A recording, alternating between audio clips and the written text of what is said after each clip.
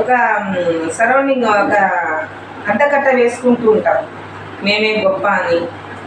ఇంకా మనుషులకు ఎన్నెన్నో ఈ సృష్టిని కలుగజేసిన దేవుడే ఆయన ఏమంటున్నాడు, ఏ భేదము లేదంటున్నాడు. అలాగే అది ఆయన ప్రేమ. ఈ లోకంలో మనం ఉన్నామంటే మనల్ని సృష్టించింది యేసుక్రీస్తు. అయితే ఆయన అంటున్నాడు ఈ రాత్రికాల సమయంలో, బిడ్డ ఏ భేదము లేదు, పేదవాడని లేదు, ధనికుడని లేదు, ఇంకా కులాల పేరే తెలియదు. ఇక్కడ కులాల పేరే బైబిల్లో ఎక్కడ ఉండదు. ఆది కాండంలో గమనించుకుంటే సృష్టిని కలగజేసిన దేవుడు ప్రకటన గ్రంథం వరకు కూడా కులాల పేరు ఎక్కడ కూడా లేదు. ఈ కులాలు మతాలు ఎవరు పెట్టుకున్నారు? కేవలం మనుష్యులు మాత్రమే. వారు ఉంటున్న స్థితిని బట్టి, వాళ్ళ వృత్తిని బట్టి కొన్ని జాతులుగా వాళ్ళు విభజింపబడ్డారంట. అయితే మనకు మనమే మనుషులు వాళ్ళకు ఎవరికి వాళ్ళే నువ్వు పెద్ద నేను గొప్ప అనుకొని వాళ్ళకు వాళ్ళే కిరీటం పెట్టుకుంటున్నారు. కిరీటం ఇవ్వాల్సింది యేసుక్రీస్తు మాత్రమే. అది ఎక్కడ? లోకంలో.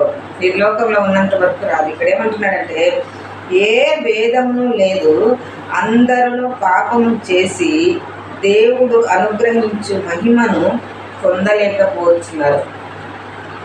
ఏ భేదము లేదు. లోకంలో ఉంటున్న ప్రతి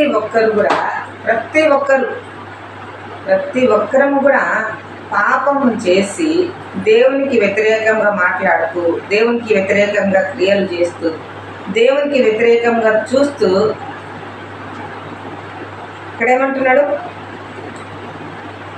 దేవుడు అనుగ్రహించు మహిమను పొందలేకపోతున్నారు.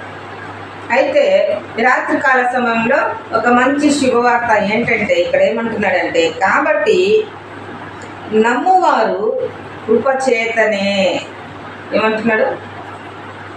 కాబట్టి నమ్మువారు ఎవరైతే యేసుక్రీస్తును నమ్ముతారో, ఆయనే దేవుడని, ఆయనే రక్షకుడని, ఆయనే విమోచకుడని ఎవరైతే నమ్ముతారో ఆయన కృపచేతనే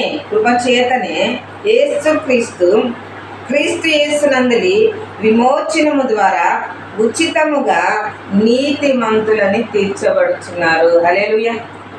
ప్రియమైన దేవుని బిడ్డారా, మనం ఈ లోకంలో ఉండగానే నీతిమంతులని తీర్చబడాలి. ప్రతి ఒక్కరి గురి అదే ఉండాలి. బ్రతుకుతున్నామంటే బ్రతుకుతున్నాం, ఎందుకు పరిగెత్తుతారో తెలియదు, ఎందుకు సంపాదించుకుంటారో తెలియదు, ఎవరి కోసం